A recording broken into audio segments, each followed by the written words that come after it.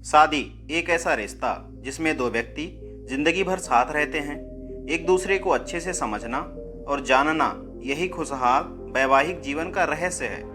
शादी दो लोगों का मिलन है और एक खूबसूरत एहसास है जो कि दो लोगों को प्रेम के बंधन में बांधे रखता है, साथ ही अपनेपन और एक दूसरे के लिए फिक्रमंद होने का एहसास दिलाता है। अगर शादी के रिश्ते को प्रेम और जिम्मेदारी के साथ निभाया जाए तो हम सफ़र के साथ जिंदगी बेहद खूबसूरत गुजरती है। लेकिन आज की युवा पीढ़ी शादी जैसे गंभीर रिश्ते की अहमियत को नहीं समझती और छोटी मोटी तकरार के चलते ही शादी तोड़ने का फैसला कर लेती है, जिसके लिए उन्हें पूरी जिंदगी पछताना पड़ता है।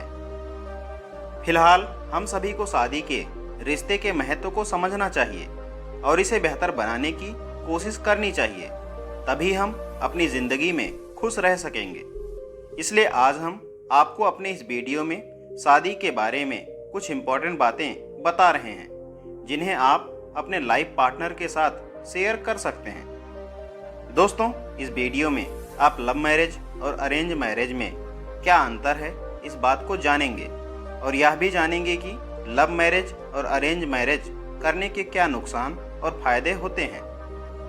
अक्सर बहुत से लोग सोचते हैं कि उन्हें घर वालों की पसंद से शादी कर लेनी चाहिए, लेकिन कुछ लोगों को अपना जीवन साथी मिल जाता है, इसलिए उनको शादी के निर्णय लेने में परेशानी नहीं होती। बहुत से लोगों को अभी तक अपना हमसफ़र नहीं मिला और वो अपने जीवन साथी की तलाश में हैं। उनके लिए लव मैरिज और अरेंज मैरिज में से क्या सही होगा, इस बात का बड़ा कन्फ्यूजन रहता है।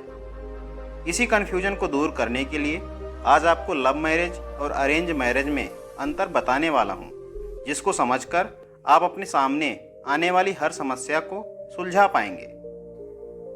हेलो दोस्तों, मैं आलोक दिनकर। स्वागत है आपका आपके अपने यूट्यूब चैनल आलोक दिनकर पर। दोस्तों, आइए सबसे पहले हम लोग समझते हैं कि अरेंज मैरिज क्या है। अरेंज मैरिज में सबसे पहले परिवार के लोग लड़का देखने या लड़की देखने जाते हैं। घर वाले लड़का लड़की को पसंद करते हैं, उनसे कुछ सवाल पूछते हैं, जैसे बेटा कहाँ तक पढ़ी हो या पढ़े हो, क्या काम करती हो या करते हो, घर का काम कर लेती हो, खाना बना लेती हो। कुछ भी सवाल लड़का लड़की से पूछे जाते हैं। यदि घर वालों को लड़का लड़की पसंद आ जाते हैं तब लड़का लड़की को आपस में मिलाते हैं और वे दोनों एक दूसरे से बातचीत करते हैं, एक दूसरे को पसंद करते हैं। यदि लड़का को लड़की और लड़की को लड़का पसंद आ जाता है तो दोनों घर में बताते हैं कि मुझे लड़का पसंद है या मुझे लड़की पसंद है।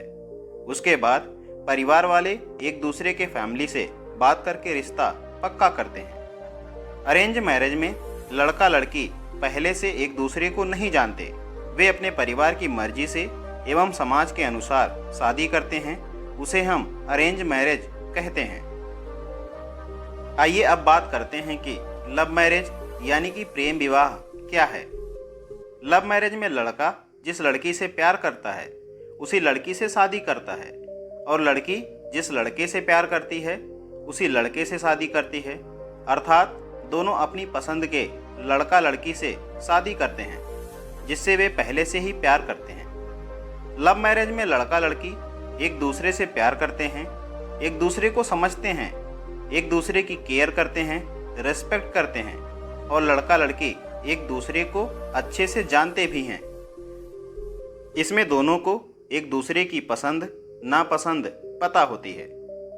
चलो अब बात करते हैं कि अगर आपकी भी मैरिज होने वाली है, चाहे वह अरेंज मैरिज हो या लव मैरिज, तो वह कौन कौन सी चीज़ें होती हैं जो मैरिज होने से पहले ध्यान रखना जरूरी हो जाता है। पहला, परिवार का साथ। अरेंज मैरिज का सबसे बड़ा और सबसे सही फायदा यही मिलता है कि इसमें आपका पूरा परिवार आपके साथ कंधे से कंधा मिलाकर खड़ा होता है। कहने का तात्पर्य यह हुआ कि यदि आप किसी से लव मैरिज करेंगे तो इसकी बहुत कम संभावना है कि शादी के बाद भी परिवार आपके साथ रहे। वह साथ रहे या ना रहे यह तो बहुत दूर की बात है, बल्कि वे आपके शत्रु भी बन सकते हैं। ऐसे में अरेंज मैरिज में आपको अपने परिवार का भरपूर साथ मिलेगा। आपको कोई समस्या होगी तो आप उनके साथ शेयर भी कर सकते हैं। आपकी शादी में अगर आपका परिवार आपके साथ खड़ा है तो घर के बड़े बुजुर्ग आने वाले समय में अगर कोई समस्या आती है तो आपको हमेशा सही सलाह भी देंगे। नंबर 2, दो परिवारों का बंधन। आप क्या सोचते हैं कि मैरिज में केवल आप दोनों की शादी होती है? यदि आप ऐसा सोचते हैं तो आप बिल्कुल गलत हैं। दरअसल मैरिज में दो लोगों की शादी नहीं होती, बल्कि दो परिवार एक अटूट बंधन में बंध जाते हैं। इसी बंधन के कारण ही शादियां टिक पाती हैं। ऐसा हम इसलिए कह रहे हैं क्योंकि नवविवाहित जोड़ों के बीच कई बातों को लेकर मनमुटाव होना लाजमी है। ऐसे में आपने कई लिव इन रिलेशन टूटते हुए देखे होंगे, और वो भी बस छोटी छोटी बात पर। ऐसे में अरेंज मैरिज इसलिए नहीं टूटी क्योंकि उनके ऊपर दो परिवारों का भी दबाव होता है। कहने का मतलब यह हुआ कि शुरुआत में छोटी मोटी बातें होती रहती हैं। ऐसे में यह बातें परिवार के बंधन के कारण ज़्यादा बढ़ नहीं पाती और शादी बनी रहती है। कहने का मतलब एक तरह से अरेंज मैरिज में परिवार के दबाव व बंधन के कारण स्टेबिलिटी बनी रहती है। नंबर 3, आज के समय में बहुत से विकल्प का होना। दोस्तों, अब समय पहले जैसा तो नहीं रहा कि आपके माता पिता ने आपसे बिना पूछे ही आपका रिश्ता पक्का कर दिया और हो गई आपकी शादी। ऐसा हमारे दादा दादी या शायद मम्मी पापा के साथ हुआ हो। पहले तो लड़का व लड़की को आपस में दिखाया ही नहीं जाता था और जवाब दे दिया जाता था। इसके अलावा धीरे धीरे समय बदला और उन्हें आपस में मिलने दिया गया, लेकिन तब उन्हें विकल्प कम दिए जाते थे और उन पर किसी विशेष व्यक्ति को पसंद करने का दबाव भी होता था। लेकिन आज के समय में परिस्थितियां बिल्कुल बदल चुकी हैं। आज के समय में परिवार वाले ही आपको अपनी कम्युनिटी से संबंधित लड़का या लड़की से विवाह करने का प्रस्ताव रखेंगे, लेकिन वे आपको इसमें भी कई तरह के ऑप्शन यानी कि विकल्प भी देंगे।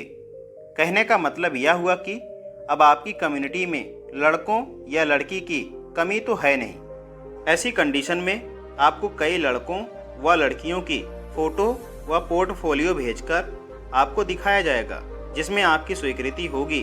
उसी के साथ बात को आगे बढ़ाया जाएगा। इसलिए आज के समय में अरेंज मैरिज एक बहुत ही सुलभ और सही मैरिज बन चुकी है, जहां लड़का व लड़की की भावनाओं का भी पूरा सम्मान रखा जाता है।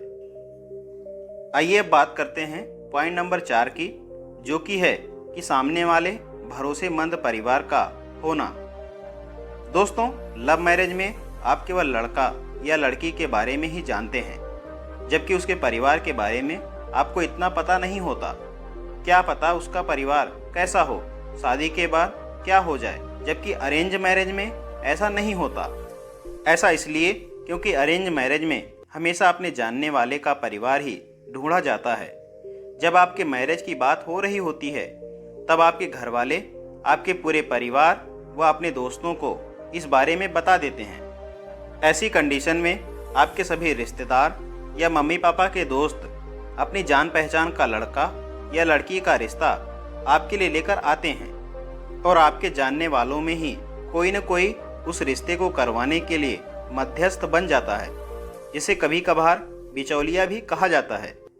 भारत में होने वाले लगभग हर रिश्ते में बिचौलियों की भूमिका बहुत अहम होती है, क्योंकि यही बिचौलिए दोनों के परिवार को जानते हैं और उन्हें आपस में एक डोर में बांधने का काम करते हैं। नंबर 5, लड़का या लड़की को सही से नहीं जान पाना। दोस्तों, अरेंज मैरिज का यह एक सबसे बड़ा नुकसान हो सकता है। हालांकि यह नुकसान शायद आपको ना झेलने पड़े और परिवार वाले आपको लड़का या लड़की में कई विकल्प देकर आपकी मर्जी से ही उसके लिए हामी भरें, लेकिन फिर भी हमें समय कम ही मिल पाता है एक दूसरे को जानने का। ऐसा हम इसलिए कह रहे हैं क्योंकि आपके परिवार वाले केवल आपको उसकी फ़ोटो या पोर्टफोलियो के आधार पर ही उसको चुनने को कहेंगे। उसके बाद 1-2 मीटिंग में आपसे उसका उत्तर मांगा जाएगा। कई बार तो यह मीटिंग एक बार ही होती है, जब हम कहते हैं कि आज उसको देखने लड़के वाले या लड़की वाले आ रहे हैं। ऐसी कंडीशन में आपको उनके साथ बस कुछ पल ही बिताने को मिलेंगे और फिर आपके ऊपर हाँ या ना कहने का दबाव होगा। ऐसे में आप अपने मन से हाँ या ना तो कह पाएंगे, लेकिन आपको सामने वाले को जानने का इतना अवसर नहीं मिल पाएगा और रिश्ता पक्का हो जाएगा। आइए अब बात करते हैं शादी के एक खास पॉइंट पर, जो कि है दहेज प्रथा। दोस्तों, अरेंज मैरिज और लव मैरिज के बीच का एक ऐसा अंतर है जो शायद ही जल्द से खत्म हो। अब लव मैरिज का तो मतलब ही होता है अपने माता पिता की इच्छा के विरुद्ध अपनी पसंद के लड़के या लड़की से विवाह करना। तो ऐसी कंडीशन में तो दहेज की बात ही हो ही नहीं सकती, क्योंकि पूरा मामला ही प्रेम विवाह का है। तो वहीं अरेंज मैरिज की कंडीशन में बहुत बार रिश्ता सामने वाले का घर, प्रॉपर्टी, संपत्ति इत्यादि देखकर तय किया जाता है और उसके बाद लड़का या लड़की देखे जाते हैं। इसके साथ ही लड़के के घर वालों के द्वारा लड़की के घर वालों से बहुत सी चीज़ों की मांग की जाती है, जिसे लड़की का पिता बहुत मुश्किल से ही चुका पाता है। हालांकि आज के समय में दहेज को लेकर आपके यहाँ लोगों की क्या मानसिकता है, कमेंट बॉक्स में अपनी राय हमें जरूर दें।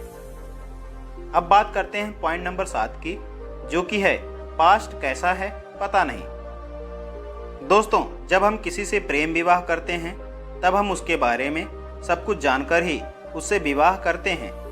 ऐसे में हमें यह अच्छे से पता होता है कि हम जिससे शादी करने जा रहे हैं वह पहले किसके साथ रिलेशन में था, क्या उसके किसी के साथ शारीरिक संबंध भी थे या नहीं। इस तरह हमें उसके पास्ट के बारे में लगभग हर चीज़ पता होती है जो हमें जाननी चाहिए। जबकि अरेंज मैरिज में अक्सर लड़का व लड़की अपने पास्ट को एक दूसरे से छुपाते हैं।